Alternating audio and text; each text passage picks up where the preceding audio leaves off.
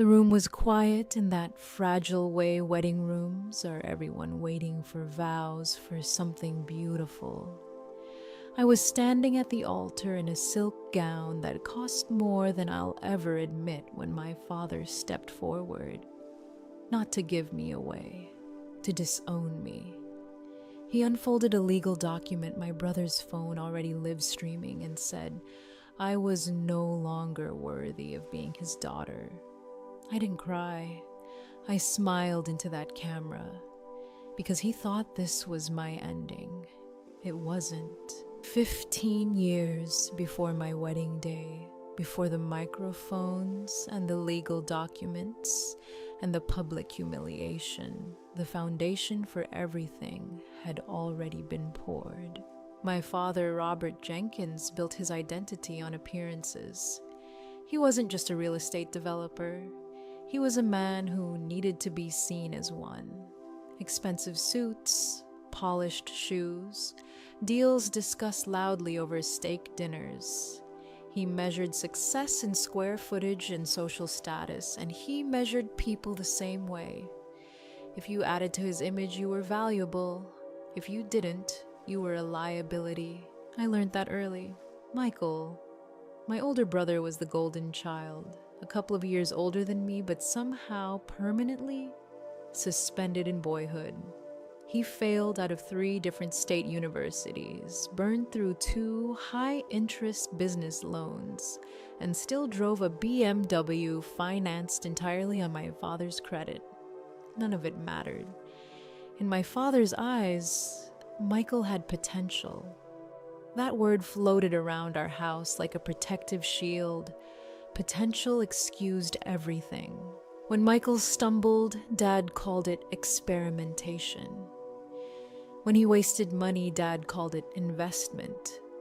When he embarrassed the family, Dad called it boldness. When I succeeded quietly, it barely registered. I was the negative entry on his ledger, the daughter who didn't fit the script. I wasn't interested in open houses or luxury condos. I didn't care about country club politics. I liked building things systems, logic, code. I liked problems that had clean solutions, even if they took all night to solve. The tension between us sharpened the day I told him I was leaving the Chicago suburbs to study software engineering in Austin. I can still picture him leaning back in his Italian leather chair, the room smelling faintly of cedar and old money. He didn't yell. That would have meant he felt threatened. He dismissed me. Tech is a fad, he said. If you want something real, stay here. If you want a career, earn it yourself. There was something about the way he said earn it. Like a dare. Like he assumed I couldn't. So I took him at his word. I left. No financial safety net beyond what was already legally mine. No family introductions. No backdoor deals. Just long nights, cheap apartments, and a laptop that overheated every time I pushed it too hard. While Michael floated between half-finished ventures, funded by my father's optimism, I learned how to debug systems at 2 a.m. While Dad poured money into another ambitious real estate pitch, I poured time into understanding secure digital asset management. It wasn't glamorous. There were no ribbon cuttings, no champagne toasts, but there was progress. Eventually, that progress became a tech solutions, a platform built from scratch, lines of code that turned into patents, patents that turned into valuation. Every milestone came without my father's money, without his contacts, without his approval. And that was the real problem. If I had failed, it would have confirmed his worldview. If I had needed him, he could have framed my success as an extension of his empire. But I didn't. I built something that didn't carry his name, didn't rely on his resources, didn't orbit his control. My independence wasn't just personal, it was visible And in a family where loyalty was measured in obedience, autonomy looked like betrayal. I could feel it in small moments. The clipped tone when he mentioned my company. The way he redirected conversations back to Michael's visionary ideas. The subtle reminders that everything I was came from being raised in a Jenkins household. But the truth was quieter than that. Michael was protected, I was tested. He was financed, I was challenged. And somewhere along the way, I stopped trying to win my father's approval. I stopped waiting for him to see me as worthy. I focused on building something that didn't need his validation to survive.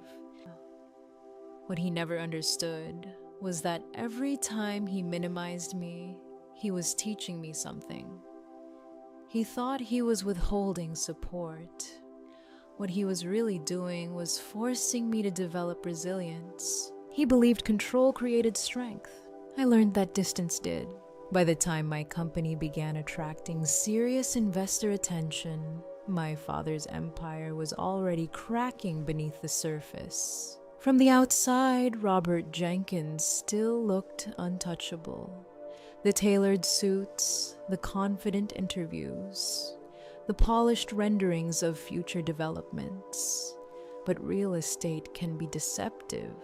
Projects take years to mature, and in that time, debt quietly compounds. His last two major ventures were supposed to be legacy-defining. A luxury condo development in Miami, a sprawling commercial park in suburban Illinois. Both were ambitious. Both were heavily leveraged, and both depended on perfect timing in a market that had already started shifting. Instead of scaling cautiously, he doubled down. He financed construction with layers of short-term, high-interest loans, using projected future sales as justification. When pre-sales slowed and zoning complications delayed progress, cash flow tightened. To cover principal payments, he borrowed again, then refinanced, then borrowed more. It became a cycle, one that only works if confidence never falters. But confidence did falter. Vendors began pressing for payment. Lenders started asking sharper questions. Bondholders grew restless. The projects weren't generating income yet, but the interest was very real, very immediate. And Robert, who built his identity on being the smartest man in every room, couldn't publicly admit that he was cornered. Liquidity. That was the word he began chasing. He didn't need long-term wealth. He needed fast, decisive cash.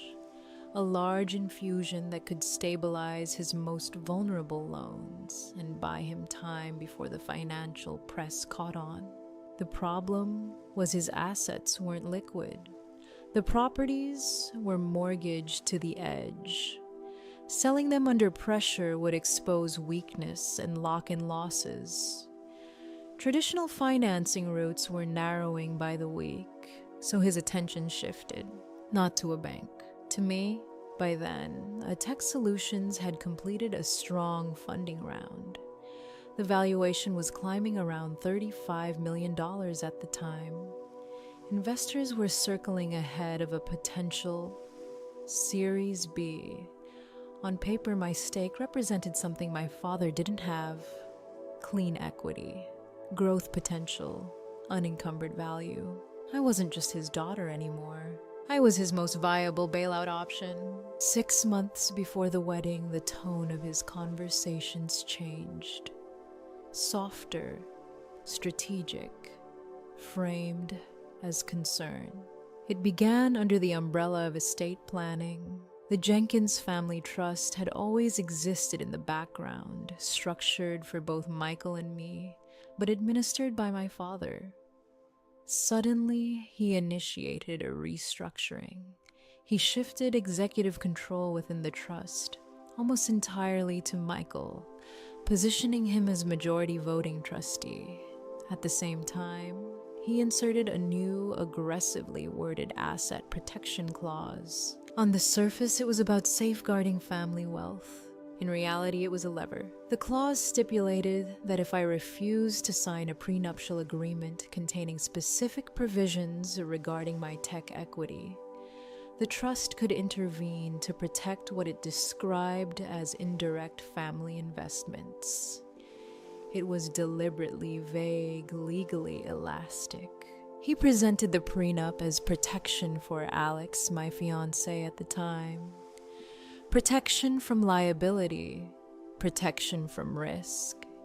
He spoke in the language of responsibility, but the structure told a different story. If I signed under those terms, the trust would gain grounds to assert influence over my company's cap table. From there, it wouldn't take much pressure to justify selling off a controlling portion of my shares under the guise of preserving family assets. He wasn't asking for partnership. He was positioning for control. The urgency behind it was unmistakable. His Miami project was hemorrhaging. The Illinois commercial park had stalled. He was relying on short-term loans to service larger mortgages, and lenders were watching. If he could redirect even part of my equity just enough to leverage against his debt, it could stabilize his crumbling developments. In his mind, it was logical. Why let his daughter hold majority ownership in a company valued in the tens of millions when that equity could rescue the Jenkins name? There was no acknowledgement that the company was built independently. No recognition that I had used no financial or physical resources from his business. In his worldview, everything I was and everything I built traced back to him.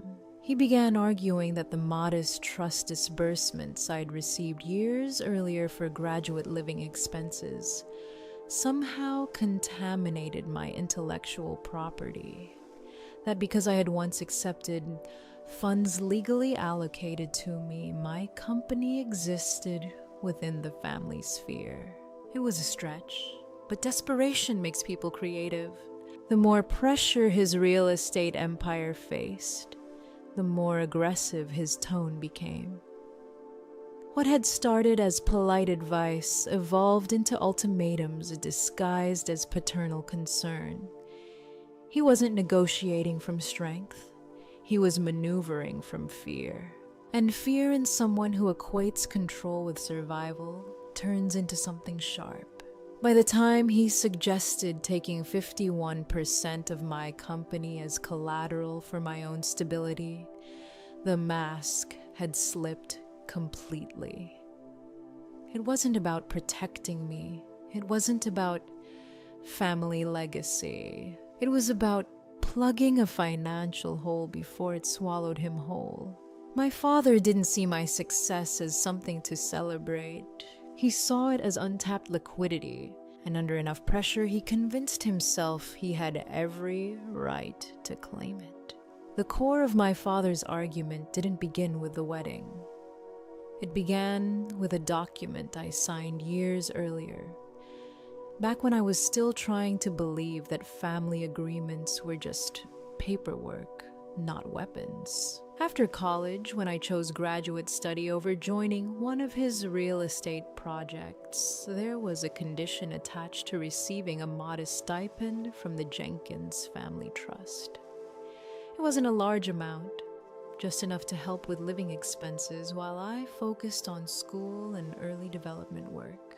Buried inside that agreement was a clause about intellectual property. At the time, it sounded harmless. It stated that if I founded a business within 5 years that leveraged family assets or facilities, the trust reserved the right to advisory oversight.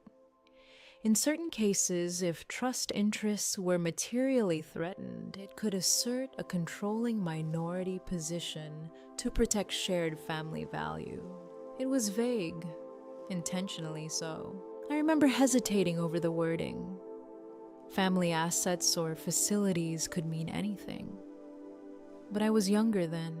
I assumed good faith. I assumed that oversight meant guidance, not ownership. and the stipend felt routine, nothing like an investment. My father remembered it differently. Years later, when ATEX Solutions began climbing in valuation, he dusted off that clause like it was a forgotten deed to hidden land. His interpretation was bold. He argued that because I had used trust disbursements for rent and food while writing my earliest drafts of code, the company's intellectual property was contaminated, that my ability to focus on development had been indirectly financed by family resources, that by extension, the trust had a claim. It didn't matter that the stipend was modest. It didn't matter that no trust money was ever invested into the company itself. In his view, causation was elastic. If Jenkins' money touched any part of my life during the incubation period, then everything that followed was in some abstract way a Jenkins asset. He stretched the definition of family assets to absurdity. A desk I once used in a house, he owned family facility. Living expenses covered by the stipend indirect capital. Being raised under his roof, foundational investment. He wasn't aiming for advisory oversight. He was aiming for leverage, and from leverage control. But what he never realized was that I had seen this possibility years before he ever acted on it. Growing up in that house teaches you patterns. You learn how he thinks. You learn that documentation to him matters more than emotion. You learn that contracts are sacred when they benefit him and flexible when they don't. So, when I formally incorporated ATEX Solutions, I built it with defense in mind. The first thing I did was separate the intellectual property from the operating company. 3 years before the wedding, long before his financial collapse became visible, I formed a separate entity, Phoenix LLC. On paper, Phoenix LLC wasn't flashy. It didn't market products. It didn't hire staff. It didn't appear in press releases. Its sole purpose was to own the patents, the core algorithms, and the licensing rights to the platform I had developed. ATEX Solutions became the operating company, the face of the business. It licensed its core technology from Phoenix. That distinction mattered.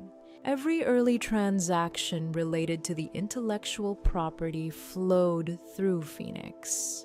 Filing fees, development contracts, patent registrations, all handled in a way that kept the IP legally insulated from the operational arm of the business. No trust funds were deposited into Phoenix accounts. No family facilities were used in its formation. The timing was deliberate outside the 5-year window referenced in the old clause. Every signature, every registration, every transfer was documented cleanly. Ownership and usage were separate. Phoenix owned the engine. ATEX Solutions drove the car. To someone glancing quickly at public filings, it would look like a standard corporate structure. But strategically, it created a firewall. Even if someone attempted to assert control over the operating company, the core intellectual property remained licensed, not owned by that entity. My father's legal team focused on surface-level equity. They believed that gaining majority ownership of ATEX Solutions would grant control over everything beneath it. But the real power was upstream.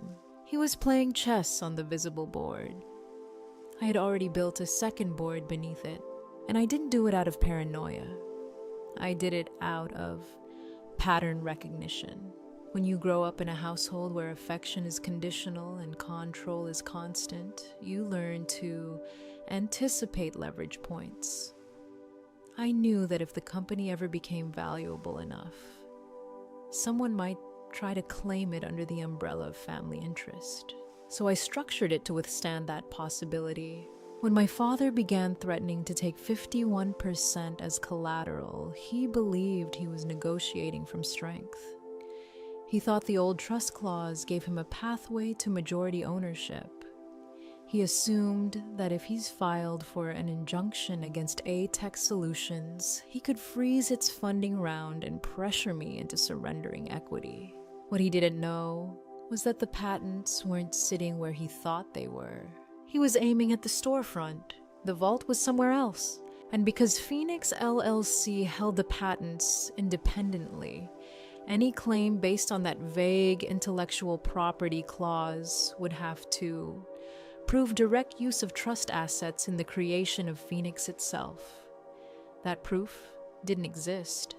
The paper trail was clean, the separation was intentional. He believed he was revisiting an agreement signed by a younger, more naive version of me.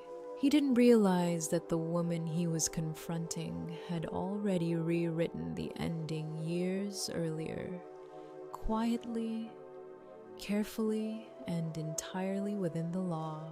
3 days before the wedding, my phone rang from a number I didn't recognize. No caller ID, no hesitation in the silence on the other end, just breathing. Then a woman's voice, low, tight, controlled in the way someone sounds when they're trying not to panic.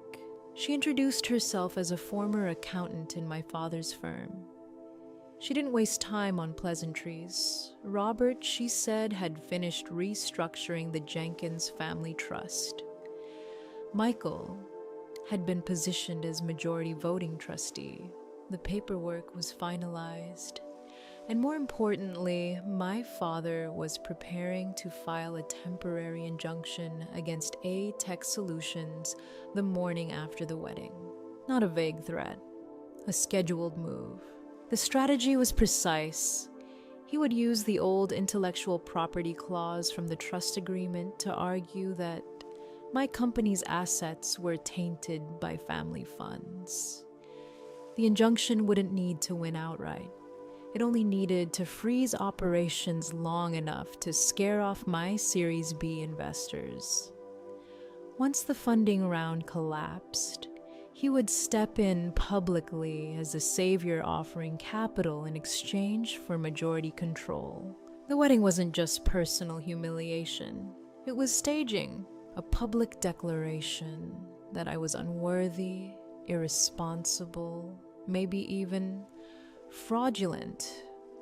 So when he filed the injunction, it would look like a father protecting his legacy from a reckless daughter.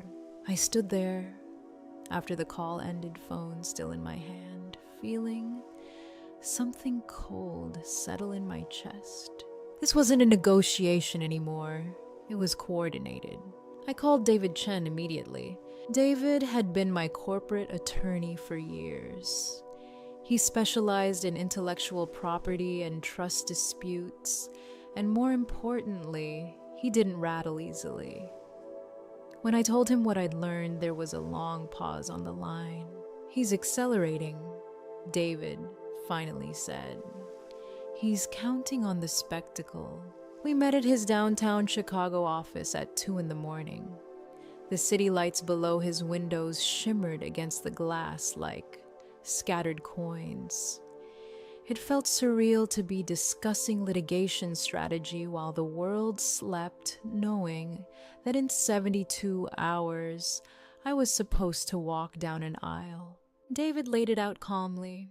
"The public disownment serves 2 purposes for him," he said. "First, it humiliates you. Second, it establishes a narrative moral justification. If he paints you as irresponsible or deceptive in front of witnesses, it strengthens his argument that the trust must intervene." He wasn't wrong. Optics matter in court, especially when trust governance is involved. That's when we formalized what we'd already prepared months earlier. The Phoenix Protocol. The plan had always existed as a contingency, something we hoped we'd never need. But now it wasn't theoretical. It was timing. The core idea was simple: do not strike first. If we filed preemptively, Robert could argue that I was destabilizing the trust without cause. But if he publicly defamed me, if he demonstrated clear malice and intent to use the trust for personal gain, then we would have grounds for emergency intervention. We needed him to overreach. We needed proof that his actions weren't about fiduciary responsibility, but self-preservation. The former accountant's call gave us insight into the plan, but insight wasn't evidence. That's where Alex came in. My fiancé had a background in system security. He understood boundaries, legal ones. We were careful. No illegal wiretaps, no hidden microphones in private spaces. But in my father's home office, certain conversations happened openly, often with doors partially ajar during gatherings where multiple people moved in and out. With full awareness of state recording laws and in consultation with David, Alex placed a small recording device designed to capture conversations held in shared spaces, not private, sealed discussions. We didn't need everything. We needed intent. The night we reviewed the recordings in David's office, I remember the way my pulse thudded in my ears. Michael's voice came through first, high impatient. Once you pull the plug at the wedding and say she's a fraud who's going to invest in her tech, we just swoop in and take it. Then my father, calm, casual, almost amused. Exactly. It's all a show. She loses everything. There it was. Not concern for the trust. Not protective oversight. A show. David leaned back in his chair after the audio ended. He didn't smile broadly. He didn't celebrate. But there was a shift in the room. Beautiful, he said quietly. He just handed us malice. The Phoenix Protocol now had what it needed. Step 1 would wait until the moment of public defamation, the altar declaration. The live stream, the document, the witnesses. That would timestamp his intent. Step 2 would be immediate file an emergency petition to freeze the trust based on breach of fiduciary duty.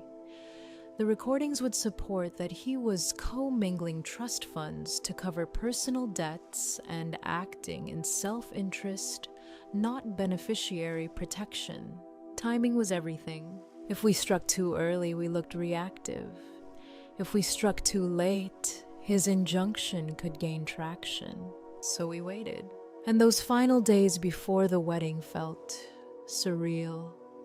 Dress fittings, seating charts, smiles for photographers, all while knowing that my father was rehearsing a different kind of ceremony. He thought he was setting the stage for my collapse. He didn't realize we were letting him step into the spotlight first. Because once he spoke those words publicly, once he declared me unworthy and attempted to sever ties as spectacle, the legal clock would start ticking. And Phoenix would rise. The moment my father finished speaking at the altar, something shifted. Not in the room, in me. Guests were still frozen in their seats. My bridesmaids stood stunned. Michael's phone was still raised, live streaming what he thought was the climax of a public takedown. My father believed he had just erased me with a declaration and a document. He didn't know the clock had started. I folded the legal papers once, twice. I didn't argue. I didn't beg. I looked straight into my brother's camera and said clearly enough for the live stream to catch it, "Don't celebrate too soon." Then I walked out. Not to the reception, not to hide. 1 hour later, while guests were still whispering and the Jenkins family had retreated to a private suite inside the venue, I was in the back of David Chen's black SUV 2 blocks away. The air inside was thick with adrenaline and silk. My wedding dress pooled around my feet as David tapped through documents on his tablet. Alex stayed behind at the venue, calm and composed, keeping the focus exactly where it needed to be on the spectacle my father had created. The live-streamed humiliation was still circulating. The declaration had witnesses, it had timestamps, and it had intent. David looked over at me once before sending the first filing. The public disownment confirms defamation, he said evenly, and it establishes malice. That's our standing. It was time for phase 1, the trust freeze. As a primary beneficiary of the Jenkins family trust, and armed with recorded evidence that my father intended to commingle trust funds to cover his failing real estate debts, I had the right to petition the court for emergency supervision. David had prepared the documents in advance. All they needed was the final trigger the public act. Within 15 minutes of my father's declaration, David's firm electronically filed an emergency petition with the Cook County Superior Court. The request was clear temporary supervision of trust assets due to breach of fiduciary duty and evidence of intent to use those assets for personal business liabilities. The court moved quickly. A temporary order to preserve assets was issued and immediately distributed to every relevant financial institution. My father's primary bank, the trust's portfolio managers, his real estate lenders. The Jenkins Family Trust was placed under court supervision. All large non-essential disbursements were frozen. The fallout was almost immediate. Michael felt it first. Still glowing from his viral live stream, he strode up to the hotel bar and ordered a celebratory round of $1,000 champagne. He slapped my father's corporate card onto the counter. Transaction declined. He laughed it off. Tried again. Declined. The bartender shifted uncomfortably. Michael's confidence faltered. He called my father. At that exact moment, my father was in the private suite, preparing to sign the final payment check to the wedding planner, the check that would close the evening on his terms. His pen was mid-stroke when his personal banker called. Per an immediate court order, the banker explained all accounts linked to the Jenkins Family Trust had been frozen. Pending judicial review, large expenditures, including the check in his hand, were being rejected. There's a specific kind of silence that follows disbelief. Then comes the noise. Robert Jenkins, the man who had just publicly declared me unworthy, erupted. At first, it was outrage. Loud, authoritative, the kind he'd used to intimidate contractors and junior partners for years. But this wasn't a contractor. This was a court order. The banker didn't argue. He didn't negotiate. He simply reiterated the terms. The trust was under supervision. Funds were locked. Robert was cut off from the liquidity he had been counting on. Back in the SUV, I watched a live financial feed on David's screen. News of the court intervention hadn't gone public yet, but private finance networks move fast. Word was circulating that the Jenkins Family Trust was under review. Small tremors began to ripple through the valuation of his real estate holdings. Nothing dramatic at first, just a flicker. But in real estate development, trust is currency. And once questions begin, lenders tighten. My father had expected tears. He had expected chaos. He had expected to stand at the altar and watch me crumble. Instead, the legal document he handed me became the timestamp for his own unraveling. By Monday morning, he was scrambling. He had spent the weekend attempting to secure emergency financing to cover mounting shortfalls in his Florida project. Every major institution he contacted was already aware of the trust freeze. No one wanted exposure while the court reviewed potential fiduciary misconduct. His liquidity had evaporated. The very trust he intended to leverage against me had become the mechanism restricting him. For years, he had used that trust as an unofficial guarantor, commingling funds to prop up ambitious developments. Now, under court supervision, those channels were sealed. Michael's celebrations turned into frantic calls. My father's polished composure cracked into something sharper, higher, pitched less controlled. For the first time in my life, I wasn't reacting to his power. He was reacting to mine. I didn't feel triumphant. I felt steady. This wasn't revenge, it was enforcement. He had declared war publicly. I had responded legally. And in a world he taught me was transactional, the only language that mattered was documentation. At the altar, he tried to terminate me with words. Within an hour, I terminated his access to the one thing he needed most: control. Monday morning felt like the calm center of something violent. My father had spent the entire weekend trying to patch holes in a sinking ship. Phone calls to lenders, quiet requests for bridge financing, reassurances that the trust freeze was temporary, procedural, nothing to worry about. No one believed him. At 9 a.m., he convened an emergency meeting at his real estate office with his longtime attorney, Charles Darrow.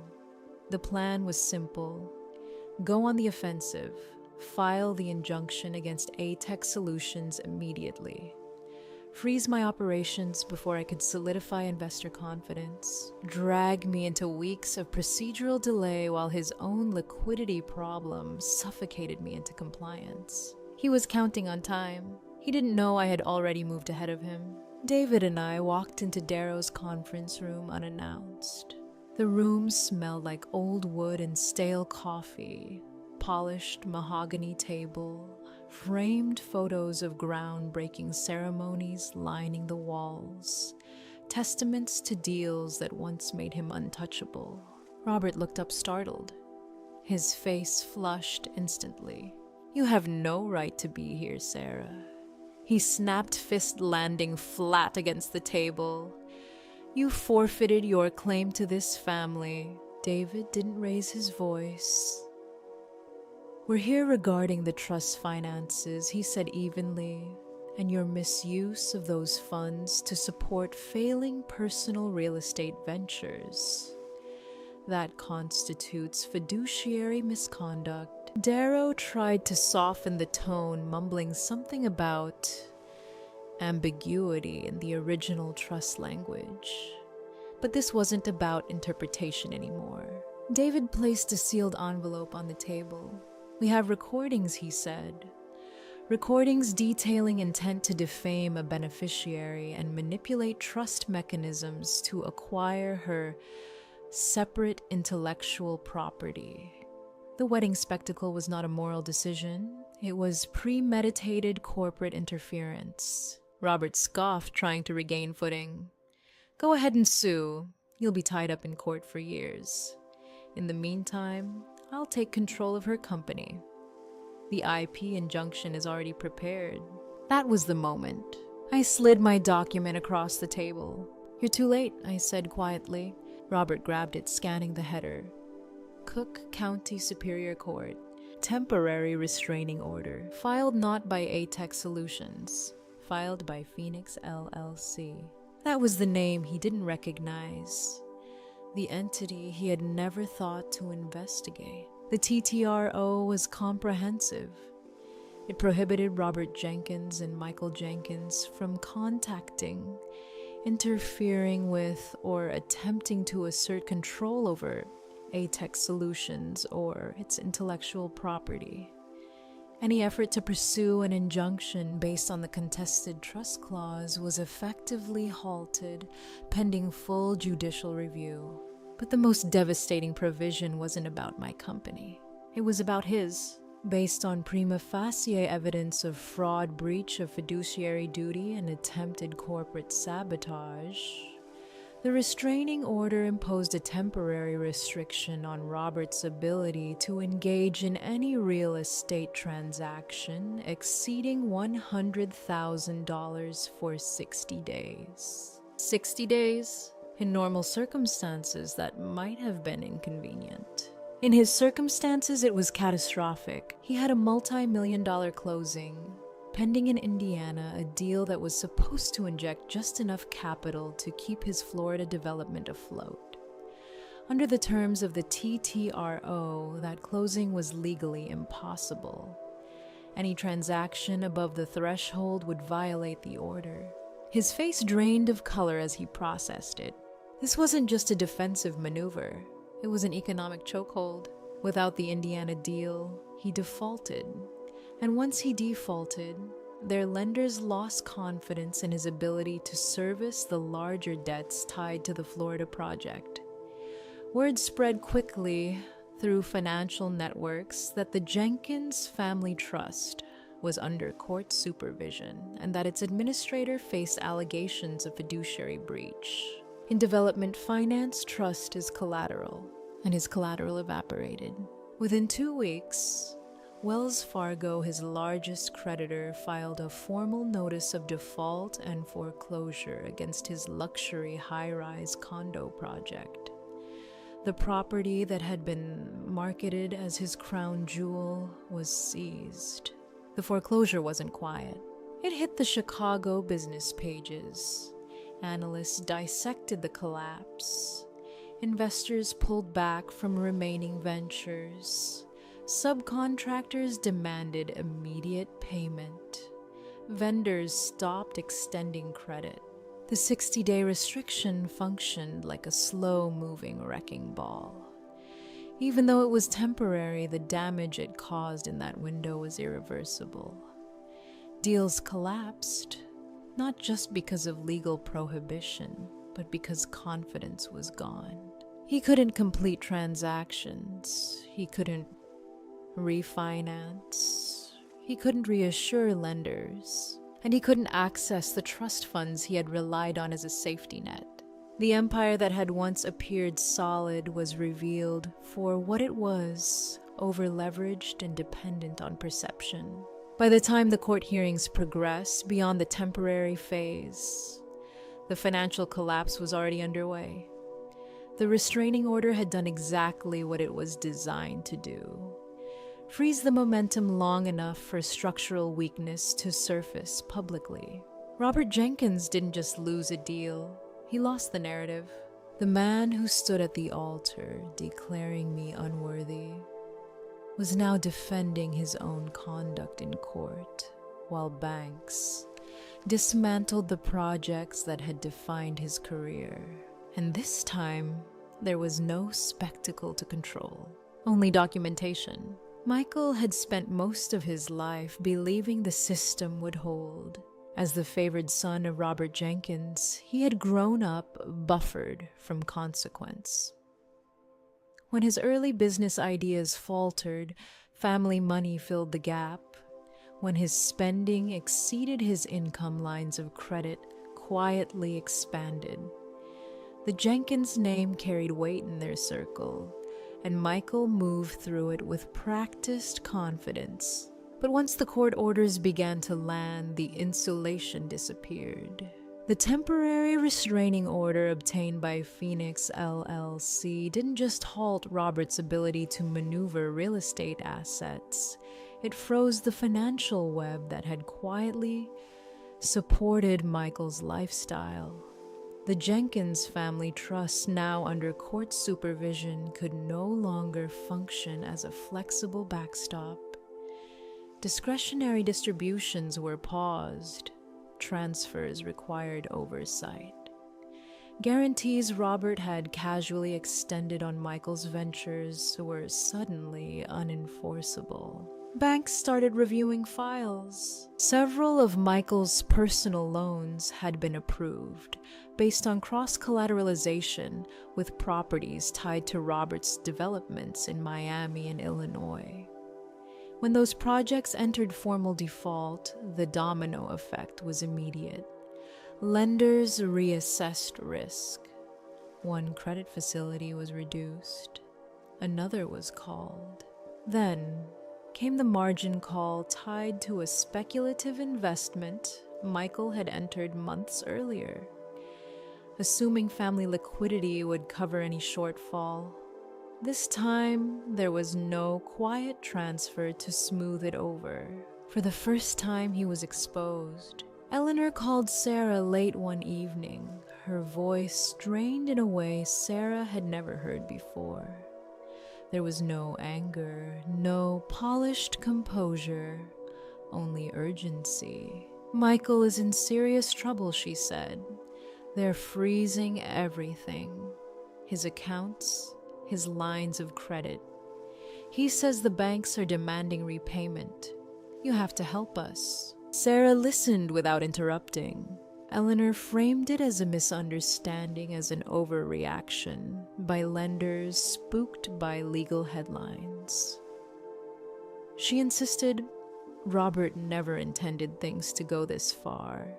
She suggested that if Sarah reconsidered, if she softened the legal pressure, stability could be restored. Sarah responded calmly. "The court didn't freeze anything without cause," she said.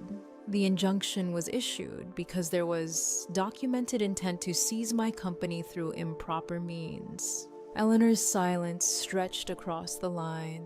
There was a moment when the conversation shifted from negotiation to reckoning. Eleanor's composure faltered, and beneath the desperation was something else. Recognition. The structure she had helped maintain, the dynamic that had favored Michael and dismissed Sarah, had collapsed under its own design. Sarah did not raise her voice. She did not offer comfort either. When she did extend an offer, it was precise. If Michael wants stability, she said he needs to detach his financial life from Dad's. A clean break, separate accounts, independent guarantees. No more trust-backed leverage. It wasn't charity, it was conditional clarity. Michael eventually requested a meeting. The confrontation was direct, stripped of the layered politeness that had defined earlier family interactions. He accused her of overreacting. He implied she could have handled things privately. Sarah did not dispute the emotional history. She focused on facts. "There was a drafted injunction prepared against me," she said. "There were attempts to restructure the trust to gain control of my equity. Conversations were recorded confirming the intent. This wasn't a misunderstanding." For the first time, Michael had no rebuttal grounded in family authority. The documents existed. The court orders were real. His frustration shifted to exhaustion. The legal outcomes unfolded over months, not days. Robert's developments formally entered foreclosure proceedings. Creditors moved to liquidate partially completed properties in Miami and Illinois. Several parcels sold below projected value, eroding what remained of his net worth. The permanent injunction issued in favor of Phoenix LLC barred Robert from asserting any ownership claim over Sarah's intellectual property. The court's language was firm. No authority under the prior trust structure permitted him to control or encumber her patents or equity. The Jenkins family. Trust itself was restructured under judicial oversight. Independent trustees replaced unilateral control. Distributions required compliance review. It was no longer an instrument of quiet maneuvering. Robert's real estate empire, once leveraged aggressively across multiple states, unraveled through a sequence of defaults, forced sales, and creditor negotiations. It wasn't dramatic in appearance. There were no public confrontations, just filings, notices, and transactions executed under pressure. Eleanor filed for divorce nearly a year later. The petition cited irreconcilable differences, but those close to the situation understood the underlying fracture. The legal exposure, the financial collapse, and the public scrutiny had reshaped the family in ways that could not be reversed. Sarah did not celebrate. Her company remained intact. Phoenix LLC retained full control of its patents. The emergency measures she had designed years earlier proved decisive, but the resolution carried no triumph. The reversal of power was undeniable. The structures that had once minimized her were dismantled through legal precision and financial consequence. Yet what remained was not victory, it was distance. For the first time, the family dynamic no longer revolved around Robert's authority or Michael's protection. It revolved around accountability, and that, more than anything else, was irreversible. In the end, Sarah learned that power isn't control, it's autonomy. It's the quiet confidence of knowing your boundaries are real and enforceable. The small ceremony in the Florida Keys stood in gentle contrast to the spectacle that tried to define her. No audience, no leverage, just choice. Distance, she realized, wasn't loss, it was peace. If this story resonated with you, stay with us for more reflections like this.